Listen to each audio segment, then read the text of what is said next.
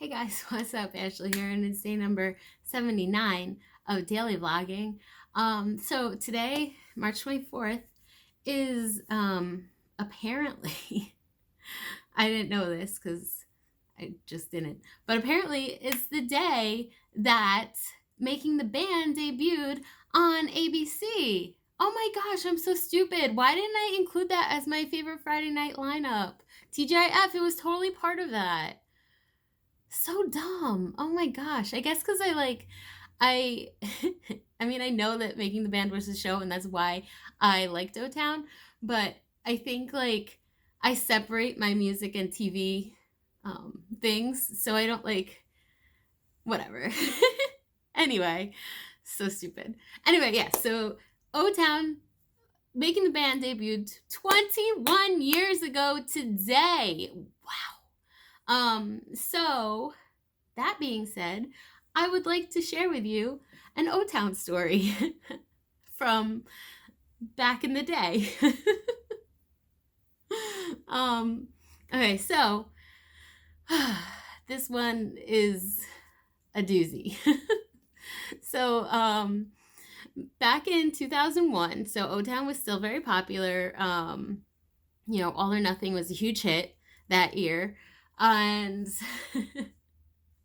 so in 2001, it was April, so I was 15 still. I didn't turn 16 yet. And my mom took me and my sisters and three of my cousins to Universal for spring break.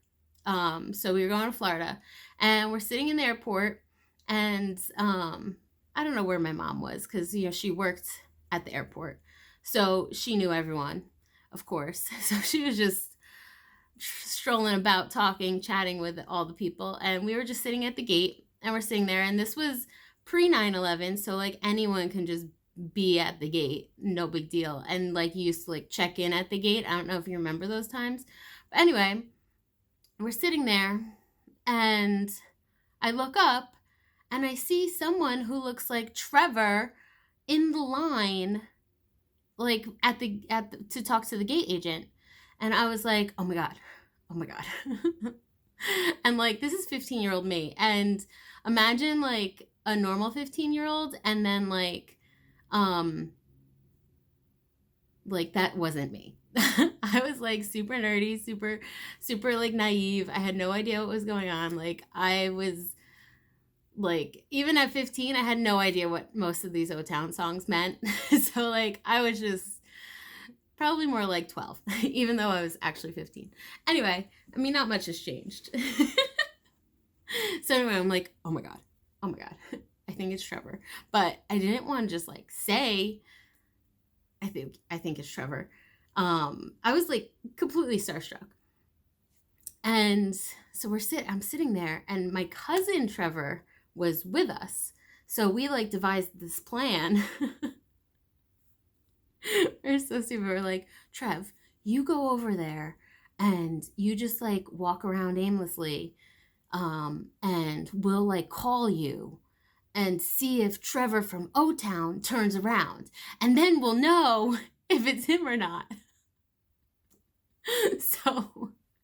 So we sent him over, and they were like, Trev, Mom said you had to come back. You can't wander around by yourself. And sure enough, there he is, Trevor Pennick, looks up, and we're like,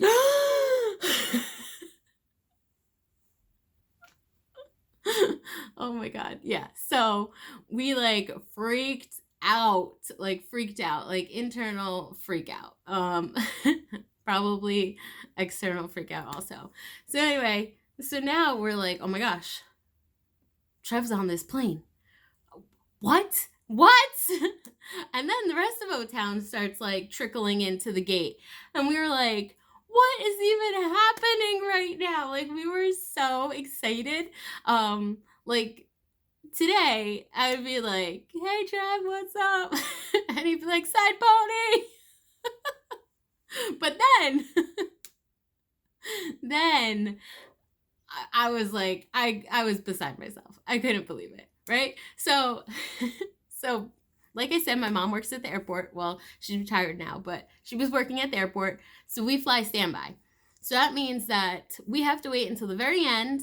And then if there's a spot on the plane, we go on. If not, we got to wait for the next flight. Right? So simple enough. Um, so we are waiting to get on. We finally like they have spots left. Like they're about to close the gate. We're not sure if we're getting on or not. They ended up having 4 open seats. They went on and counted 4 open seats. And we were like, my mom was like, okay, well, the 4 of you just go, like me and my 2 sisters and Brit. And she's like, well, the 4 of you go because I know this is very important to you to be on the same flight as otown, she says as she rolls her eyes. So we were like, yes, we're going to go. It was a different time. You know, you could just send your kids on the plane, no problem. So they were like, they used to be like, if it was coming really close to the time of departure and there was only a few seats left, and they would just like say, take whatever you see available. So the agent is like walking down the aisle with us, and she points out, okay, well, there's 1 seat open here. And I look, and it's next to Trev. And I was like, what? I was like, I'm going to take this one. I was like, this is like a dream come true. Oh my God. So I sit down. Turns out that like the rest of otown was a few rows back, and that's where the other open seats were. So like Courtney sat in between. Courtney sat next to Dan, and Britt sat next to Ashley, I think. Not sure. And Kate had a first class seat. We sent her that way. We're like, you care the least. You could go sit in first. So anyway, so we go. So I'm sitting there. I'm like, I don't know what to do with myself. I'm sure like my face was probably bright red. I don't know. Like I was just like, I couldn't breathe. Like as far as I remember, it was just like, what is even happening? So keep in mind, we fly standby. So then we're sitting there, and they're about to close the door, and then they make an announcement, and they're like, this probably like 5 minutes have gone by or so. Maybe I really have no concept of time. I don't know. So they make an announcement, and they're like, well, the last party who got on the plane, please come to the front. And I was like, what? My dream of sitting next to otown was just ripped away from me. So I was so embarrassed, like, because I am such a rule follower, and I just felt like at the time, I felt like they must be thinking that we snuck on the plane, like, to just to sit next to them because we're clearly fans. And in reality, they don't care.